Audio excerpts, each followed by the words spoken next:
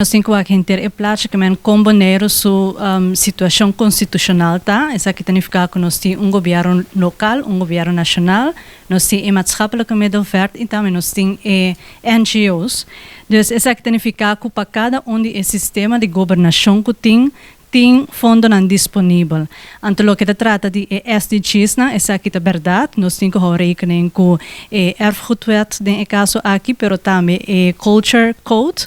Então, esse é netamente de como se canal juist trajecto institucional para o NGO e maatschappelijk middenveld, camina nos lo começar com o governo nacional e depois, ora se trata com coisa prática que toca nos governo local, por exemplo, permite zorgcontract, bijvoorbeeld, que nós temos recht e o governo tem o dever de entregar isso a nós e ora nós lo acercar nos governo local.